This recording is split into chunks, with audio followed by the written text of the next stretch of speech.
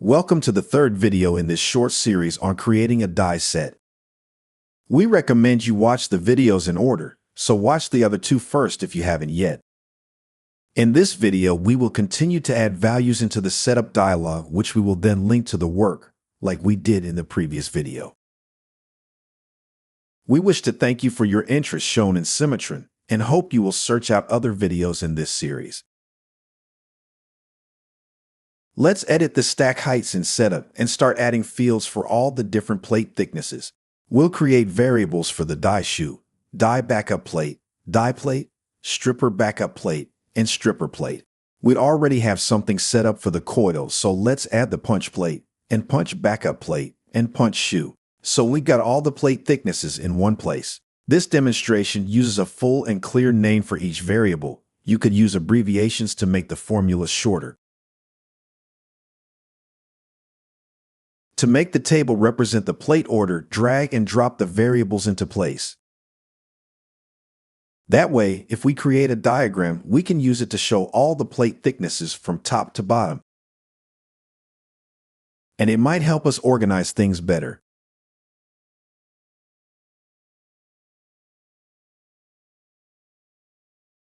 Now we'll start creating the values. For the shoe, there is a list of standard sizes available. So we'll create a drop-down list using this from list option. Enter the options here that you want to be available in the setup drop-down list. We can do the same for punch backup thickness. We need that in here because that's going to be used in a formula.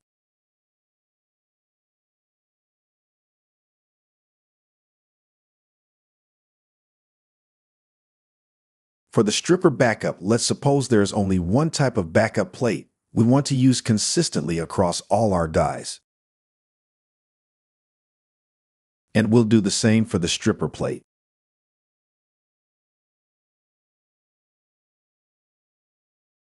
We have already got a value for coil thickness. Now we can add the die backup plate and then the shoe plate as lists as well.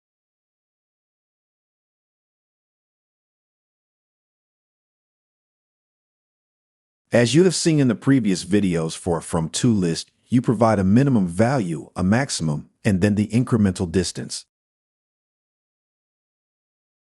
We'll go from 25 to 100 in steps of 25.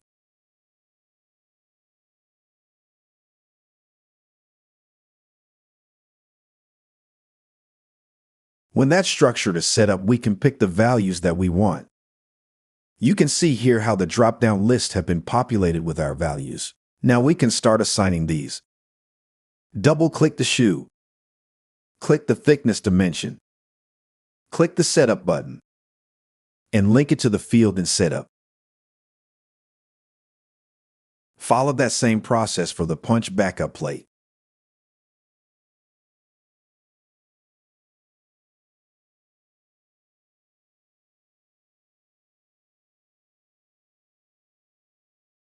Next, we go out to the stripper plates.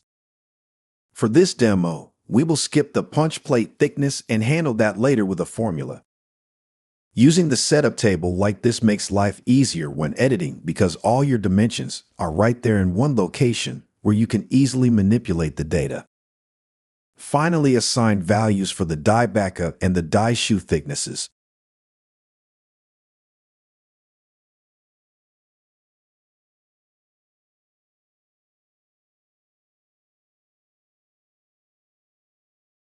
Let's go to the end view to make things simpler. For the demo, I will make some changes to the values in the setup table and check that everything is bound correctly.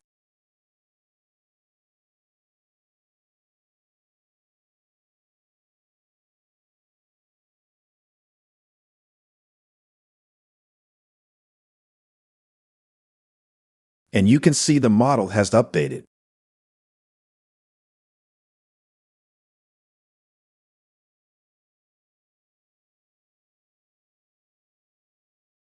Now let's create a variable that we're going to use in several formulas. We'll call this press travel. It will represent the distance between where the stripper plate touches the top of the coil and where the punches have finally fully entered.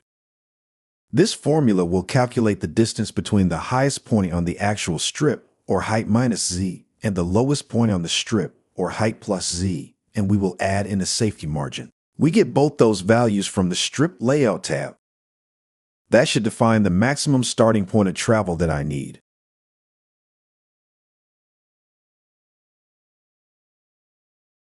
Let's create another variable called stripper close gap. This defines the distance left between the punch plate and the stripper assembly at full press travel.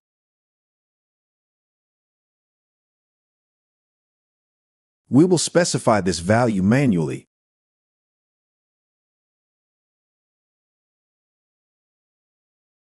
Add another variable named stripper closed height.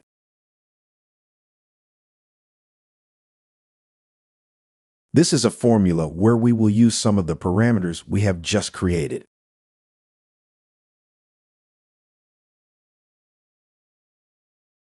So select Formula in the drop-down and choose the values. So working from the top of the die, we need the coil thickness plus stripper plate plus stripper backup plate plus the variable we just created called stripper close gap. Add all those things up, and we have the overall distance in closed position.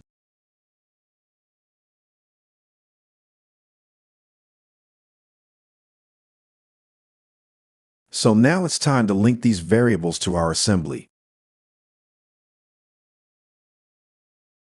So here we have the punch plate distance from our die, currently set to 50. This is our stripper closed height, so let's link those. Now it's shown in closed position. You see the 5 mm gap. Remember, we have left a couple of variables with a value of 0. One of those is the stripper width. We want the stripper to cover the width of the coil, so we'll create a formula to assign it to the workpiece width, and then we can attach it by picking the dimension.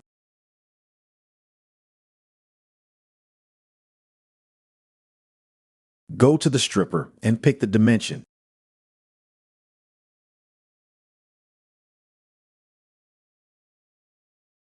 Using a side view, we see everything as it happens dynamically.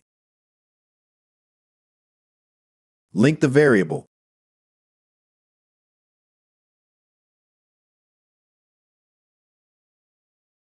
Remember, in the previous video, we created margins on our overall widths for our die steel. We can duplicate that process here. So here for the die plate, we attach my workpiece width plus a value. For now, let's go with 50. We need space to add some material guides. So we must also increase the overall width to accommodate the punch and die steel. So let's increase that to 100. And update.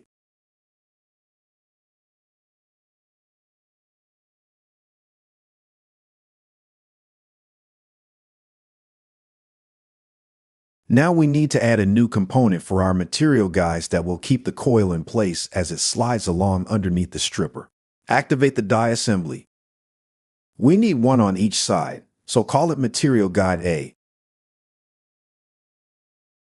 To locate it, let's switch to the top view.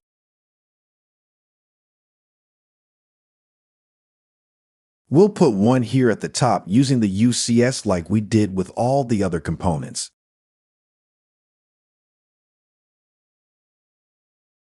And sketch our first material guide. It has to sit on top of and be the same length as the die steel, so we will attach it with references. Sketch a rectangle. We need a gap here, so we shall include that as part of the sketch.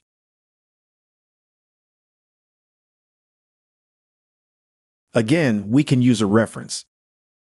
By placing a dimension on that gap, we can control it in Setup.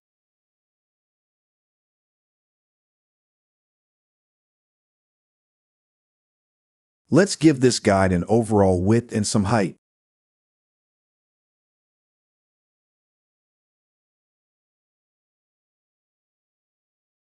Extrude it. And there we have our first material guide.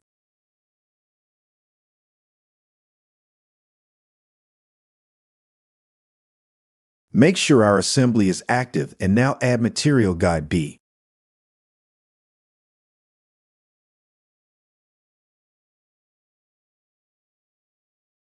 Add it to the top of the die steel again and use the main UCS.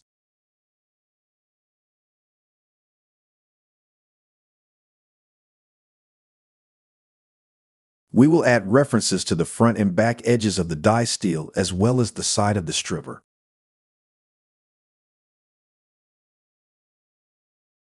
We'll create the guide using these references to the front and back edges of the die.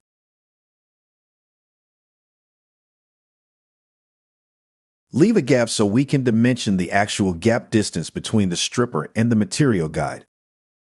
We need to dimension the width and then extrude to the same thickness.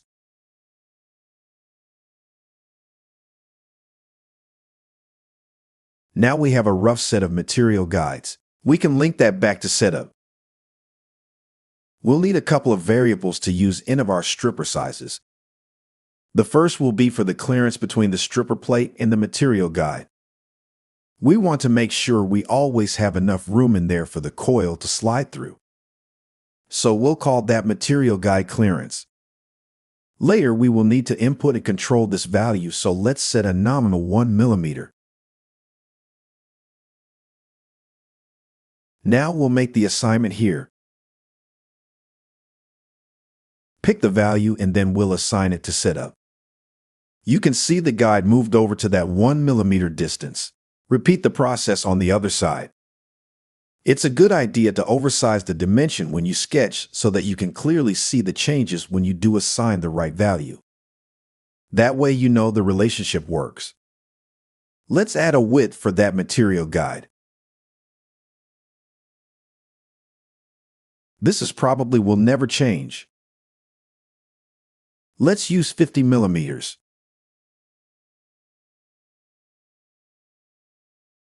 You don't see a change because the component is already 50 millimeters wide. Set the value for the other side too.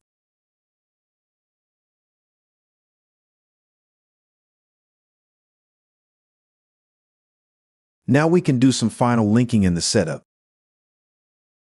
Previously, we added these clearance values into the formula for the die width. We want this die set to be fully reactive, so we're going to add the thickness of our material guide. Remember to add it twice. Now if we do change the width of the material guide, it will update the overall die steel, which will change the stripper plate, which will update the punch. So the stack is going to work nicely with that formula. Thank you for reviewing this presentation. Look for our next video in this series, which will be talking more about die design.